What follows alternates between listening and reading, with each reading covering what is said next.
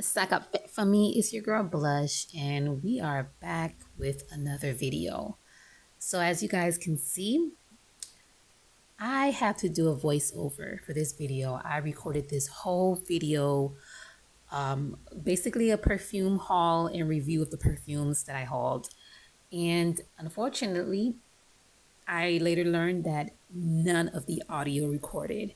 So I have to go ahead and do this voiceover because having to record this all over again, you guys would never get this video again because it took me forever to even sit down and record this video. Anyways, if you are not a blushing glam, it's okay. That's fine. I hope that this video would convert you. You can definitely become one of the blushing glam, part of the blushing glam tribes, simply by hitting that subscribe button.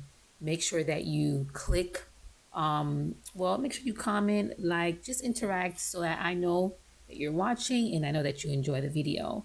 I don't want to ramble too much. I'm trying to align what my voiceover is saying in addition to what the video is showing. So I'm going to go ahead and get right to it. So in the course of a few months earlier this year, I purchased some perfumes. Most of them were online on Amazon. I think I only have one that's not really part of the Arabic family, but most of them are, well, maybe like two or three of them are not. But anyways, they're definitely off of Amazon, and most of them probably are going to be under 30 bucks. And they all, to me, smell pretty good, and the longevity is pretty good. So we're going to go ahead and get right into the review. First one that we're going to start off with is this fragrance. It is from Frank Olivier, and the name of the perfume is called Pure Femme. Now, of course, a lot of these perfumes are either French origin or Arabic origin, so I may not be pronouncing the name as correct as it should be, but work with me. I'll try to tag the link here in the comment section. Also, I will go ahead and put some of the accords from Frantica, Frand, from the fragrance website that pretty much outlines the notes of most fragrances. So I will go ahead and use their fragrance accord card so you can see the notes information. Anyway, so this is Frank Olivier Pure Femme. So to talk about this perfume, I like the smell of it. I like the smell of it. I love the longevity of this perfume. What I don't care too much about is the craftsmanship of the bottle. I feel like it's kind of cheaply made, very plastic like, but the fragrance itself does make up for it. Now, Pure Femme is a floral fruity fragrance. It was launched in 2022. Some of the notes, pretty much top notes, is bergamot, rhubarb, and carrot. Middle notes will be jasmine, sambac, milk, and freesia. The base notes is patchouli, sandalwood, and benzoin.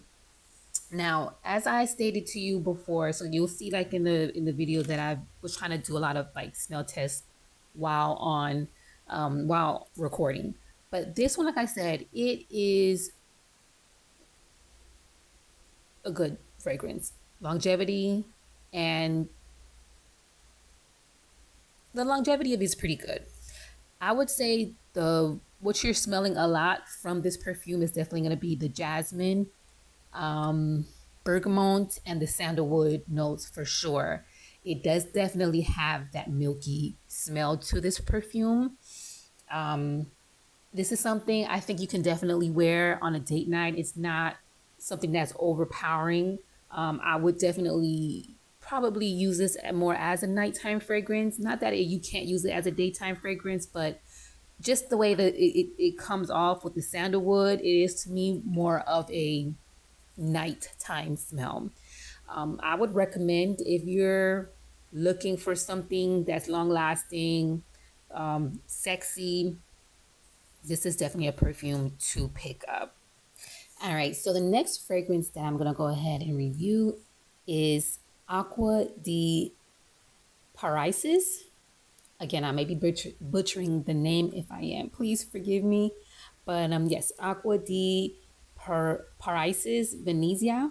It is by Rand Tradition. Now, this fragrance, when you're comparing, well, we'll get into that. Let's go ahead and talk about the fragrance itself. Aqua di Paraises Venezia by Rand Tradition. It is a floral woody musk fragrance. The fragrance does have features of sweet notes, of vanilla, other spicy notes, and patchouli as well as caramel. So you can definitely tell by the notes that the fragrance is pretty much spicy and sweet scented. The bottle, as you can see, compared to the last bottle, they actually took some time with craftsmanship, even from the actual top. You'll see that there's some like some imprinting, embossment on the top of the cap. The bottle itself it's a heavier glass. They even give you like a little bowl. So definitely they put a little bit more effort in the bottle and the craftsmanship of this bottle compared to the first fragrance that I showed you guys earlier. Now, when you see me basically smelling this scent, like I mentioned earlier, this scent is definitely very, very vanilla, very sweet. Definitely has those spicy notes. I would even venture off, even though I don't see it listed, even bergamot, like those type of where okay, not bergamot, but actually gourmand, like basically gourmand notes. I definitely can pick up gourmand scents in this fragrance. We're gonna go into the next fragrance, which is again, forgive me if I'm mispronouncing it, Anna Abiyed. This is the coral because I think they have other scents. This one is the coral scent. So it is from Lattafa, and we all know Lattafa definitely does not play when it comes to the craftsmanship of their bottles. So this is giving to me very much luxury, and it feels like it's heavy weighted. The top does have, and you'll see I'll make note of it in the video footage, but like the top does have like these little diamond crystal like stones in there. So it's definitely well crafted, good craftsmanship on the bottle itself. Now, this is a floral, fruity, and actually a unisex fragrance. So it is a fragrance that both men and women can wear, and would to me would smell amazing on both. This fragrance and most of the fragrance are for whatever reason I picked up. They all are coming up as floral and fruity and stuff like that. They're all going to be falling under that category. But again, this fragrance was launched in 2025, so it's a fairly new fragrance. The top notes is watermelon, peach, and orange. Middle notes is coconut and white flowers. The base notes are musk, vanilla, and amber. So, like I said, Lattafa, I mean, you never really can go wrong when it comes to Lattafa fragrances. You're going to, when you get Lattafa, you're going to get value for the fragrance. You're not going to be paying, niche fragrance prices, but you're definitely going to be getting niche fragrance quality for what you're paying for.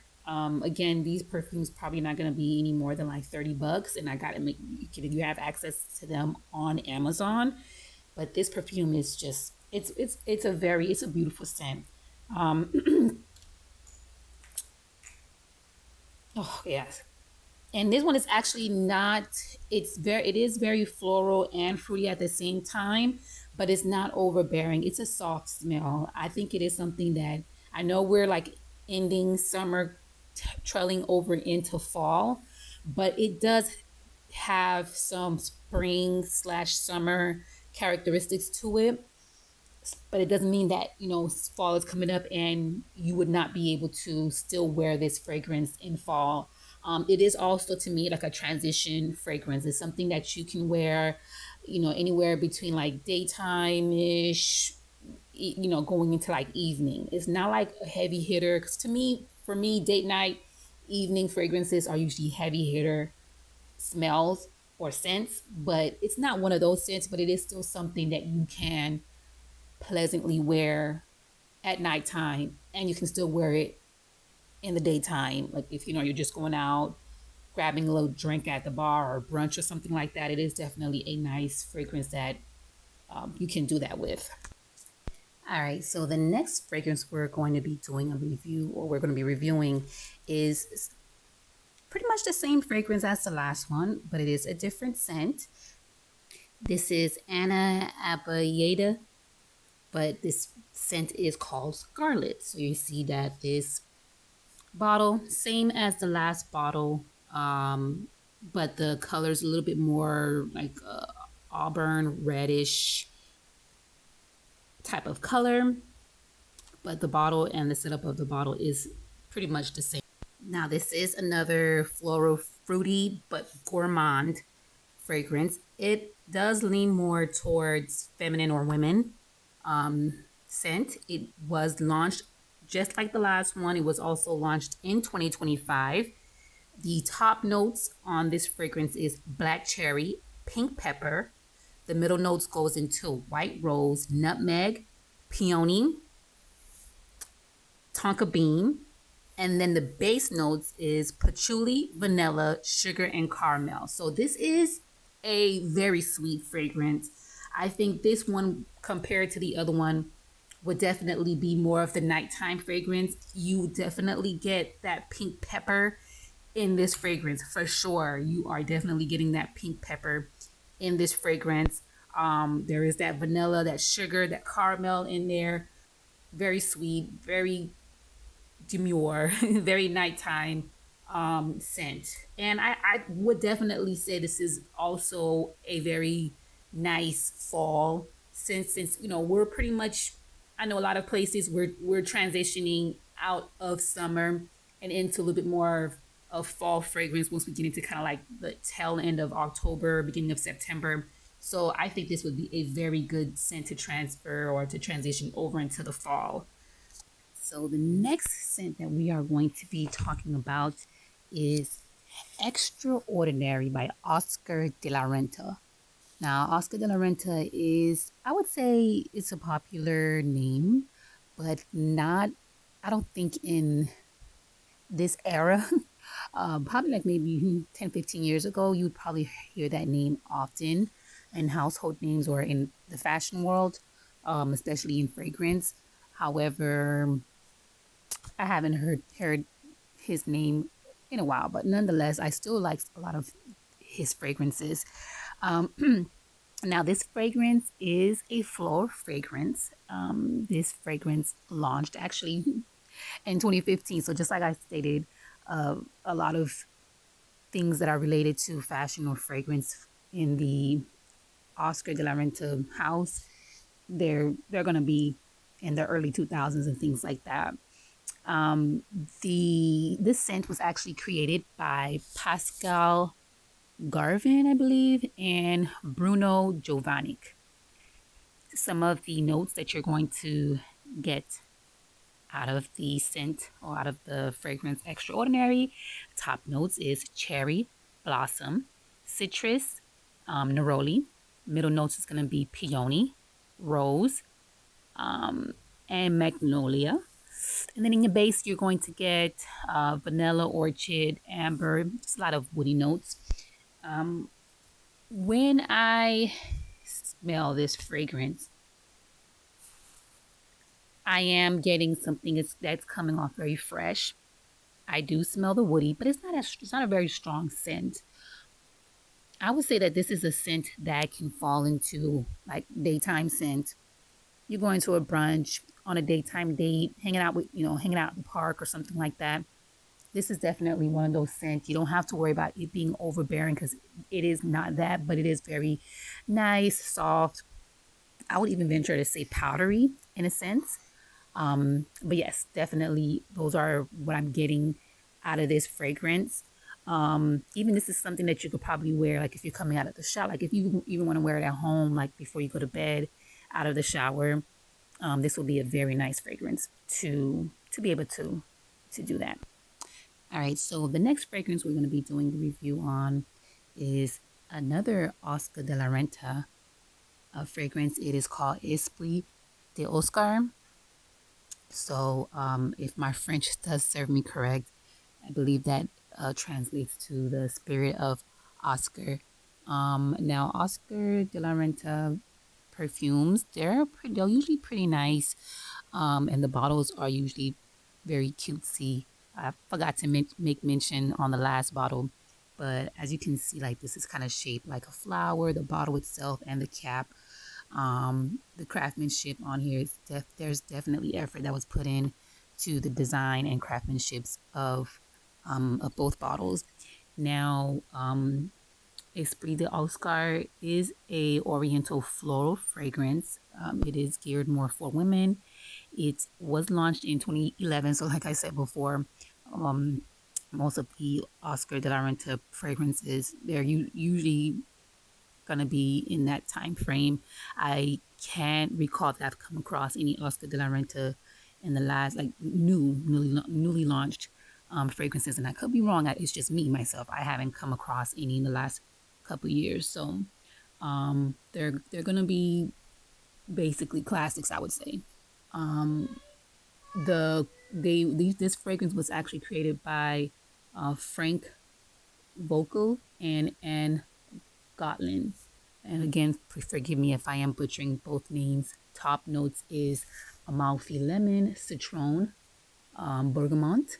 Middle notes will be iris, violet, African orange flower, tuberose, and jasmine. And in the base, you're going to get heliotrope, musk, tonka bean, ambergris, and vetiver. Now this one, I will have to say, this is a different scent. Like this is something you definitely know you're not getting this type of scent in this era. This I would say is something that would be a mature scent, but it doesn't mean that you're going to be smelling like your grandma. It is very soft. It is very pleasant. It is a very nice and beautiful smell. I would say what you're mostly getting when you're smelling this perfume is definitely going to be the vetiver, some of that tuberose, and a little bit of that tonka bean. That's what I'm picking up out of this fragrance. Again, his fragrances are usually very soft. They're not going to be like overbearing, but they're usually very beautiful scents. But if you're looking for something that's like wild beast mode, you're not going to be getting that in a lot of his fragrance house. But very nice, very pleasant fragrances. I believe I have just two more fragrances that we're going to be doing the review on. This one is small but very cutesy.